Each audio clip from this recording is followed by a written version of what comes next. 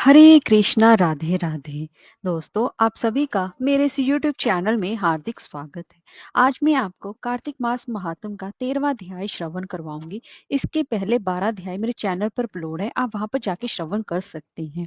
और इसके साथ साथ कार्तिक मास महात्म के साथ साथ आपको कार्तिक स्नान की भी कहानी श्रवण करवाऊंगी। तो चलिए वीडियो शुरू करते हैं। दोस्तों, अगर आपको हमारी वीडियो अच्छी लगी है तो लाइक शेयर और सब्सक्राइब करना ना भूलें और कमेंट बॉक्स में जय श्री हरि अवश्य लिखें। तो चलिए वीडियो शुरू करते हैं। दोस्तों, कार्तिक मास महात्म सुनने से पहले भगवान श्री कृष्ण जी का मंत्र ओम श्रीम ह्रीम क्लीम श्री कृष्णाय गोविंदाय गोपीजन वल्लभाय श्रीम श्रीम श्रीम। ये 23 अक्षरों वाला भगवान श्री कृष्ण जी का मंत्र है। जो भी भक्त इस मंत्र का जाप करता है उसकी धन के आगमन की सभी बाधाएं अपने आप ही समाप्त हो जाती हैं। पैसा खुद चलकर उसके पास आने लगता है। पैसा आने के सारे रास्ते खुल जाते हैं। इसीलिए आपको कार्तिक मास में इस मंत्र का यथा संख्या जाप करना अवश्य ही चाहिए। दोस्तों, अब तक मैंने कार्तिक महात्म के पिछले वीडियोस में आपको कार्तिक मास में व्रत करने वालों के प्रातः स्नान के बारे में जानकारी दी थी और 7वें 8वें अध्याय में तुलसी पूजा के बारे में जानकारी दी थी और 9वें में आपको हरि पूजन भजन कीर्तन हरि जागरण के बारे में जानकारी दी थी और 10वें 11वें और 12वें अध्याय में की वीडियोस में मैंने आपको दीपदान के बारे में जानकारी दी थी। इस वीडियो में मैं आपको दीपदान के बारे में कुछ और जानकारी दे रही हूँ। तो दीपदान करने से पूर्व दियों की पूजा अवश्य ही करनी चाहिए। जिस दिन आपको दीपदान करना हो उस दिन सबसे पहले अपने पूज्य पितरों तथा कुल देवता ग्राम नगर के देवताओं का स्मरण करके उनके नाम से सरसों के तेल का एक बड़ा दीपक जलाएं। ईश्वर से इस दीपक को ग्रहण करने का आग्रह करते हुए दिन अपना नाम गोत्र तथा स्थल बताते हुए कहें, कृपया मेरे जीवन मार्ग में रोशनी प्रदान करें। अपने आपने अपने लिए जितने भी दीपों का दान निर्धारित किया है उन सभी को एक थाली में रख लें और दीप देव सूर्य देव अग्नि देव का ध्यान करते बोले, हे दीप, आप अंधकार का नाश करने वाले ब्रह्म स्वरूप हैं। मेरे द्वारा की गई पूजा को ग्रहण करें, ओज तथा तेज की वृद्धि करें। दीप को प्रणाम करें तथा उसके पश्चात पुष्प अर्पित करें। फिर आपके मन की मनोकामना का वर्णन करते हुए आग्रह करें। सभी दीपकों की पूजन करने के बाद पुनः हाथ दोनों बार हाथ जोड़कर नमस्कार करें। अब दाहिने हाथ में आम के पेड़ का पत्ता लेकर उससे जल लें और इसे सभी दीपकों के चारों ओर घुमाते हुए भूमि पर छिड़क दें। अब फल व मिष्ठान अर्पित करें और एक थाली में रखे गए दीपकों में से एक दीपक को दाहिने हाथ में ले लें। दीप दान के लिए दीपक को अग्नि से प्रज्वलित करते समय अग्नि के निम्नलिखित मंत्र का जाप करें, जो है ओम रम। इस प्रकार एक एक करके सभी दीपों को प्रज्वलित करें।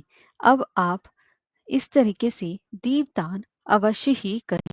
तो दोस्तों, अब हम कार्तिक मास महात्म का 13वां अध्याय शुरू करते हैं। तो उससे पहले अब तक हमने 12वें अध्याय में पढ़ा कि सभी इंद्र आदि देवता दुखी होकर भगवान विष्णु जी की शरण में जाते हैं।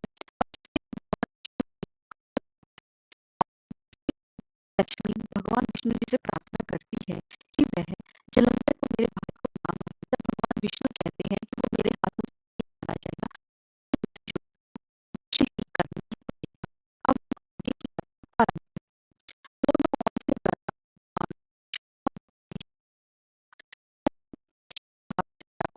इन उसे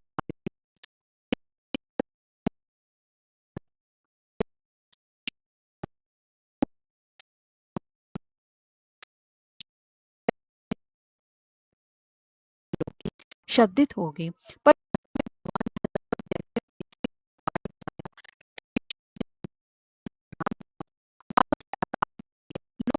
लोग करने लगे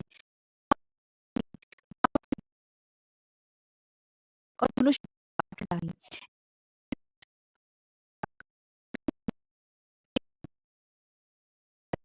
भगवान बाण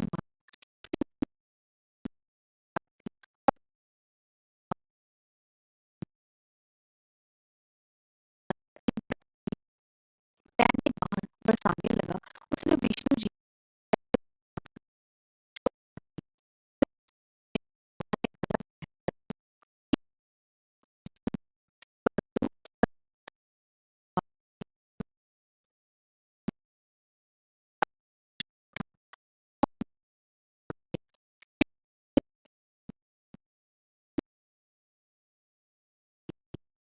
ने फिर झपट कर की छाती पर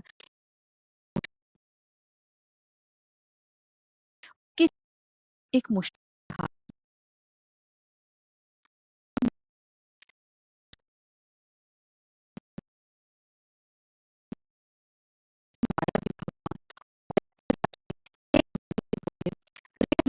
मत देखते श्रेष्ठ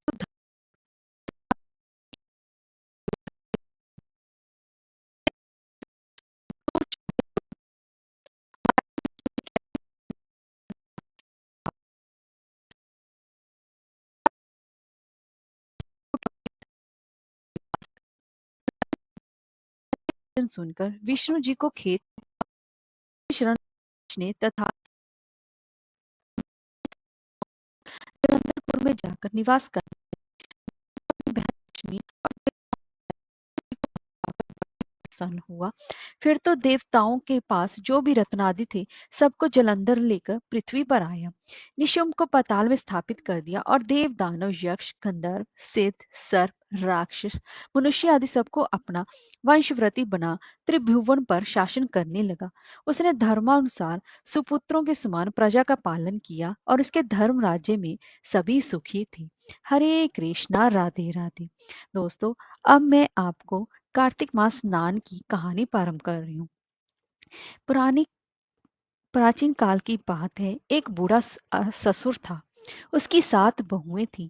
उसने अपनी बहुओं से कहा कि कल से कार्तिक स्नान आरंभ होने वाला है। मैं कार्तिक स्नान करना चाहता हूँ। क्या तुम मुझे कार्तिक स्नान करवा दोगी? छोटी 6 बहुओं ने तो मना कर दिया और कहा कि नहीं पिताजी, हम आपको सुबह सुबह कार्तिक स्नान नहीं करवा पाएंगे। तब उसने अपनी सबसे बड़ी बहू से पूछा तो सबसे बड़ी बहू ने कहा, जी पिताजी, ठीक है, मैं आपको कार्तिक स्नान करवा दूंगी। अगले दिन से ससुर ने कार्तिक स्नान करना शुरू किया तो बड़ी बहू सुबह ब्रह्म मुहूर्त में उठकर अपने ससुर के स्नान के लिए कुएं से जल भरकर ले आती है। ससुर के नहाने के बाद उनकी धोती धोकर वहीं आंगन में सुखा देती है। जब वह धोती सुखाती थी तो उसमें से जो पानी की बूंदें टपकती वह नीचे हीरे मोती में बदल जाती। ऐसे ही थोड़े दिन और बीत गए। जब छोटी बहुओं ने देखा कि बड़ी बहू जो धोती धोकर सुखाती है उसकी जो बूंदें नीचे जमीन पर गिरती हैं वे हीरे मोती बन जाती हैं। तो क्यों ना हम पिताजी को कल से कहें कि हमारे यहाँ आकर स्नान करें। वे अपने ससुर से ऐसा ही कहती हैं। तब बूढ़ा ससुर बोला कि कोई बात नहीं, मुझे तो कार्तिक स्नान करना है, कल से तुम्हारे यहाँ स्नान कर लूंगा। जैसे ही अगले दिन ससुर कार्तिक स्नान करते हैं तो वे बहुएं जल भरकर लेकर आती हैं और ससुर की धोती धोकर और सुखाकर जैसी आंगन में डालती हैं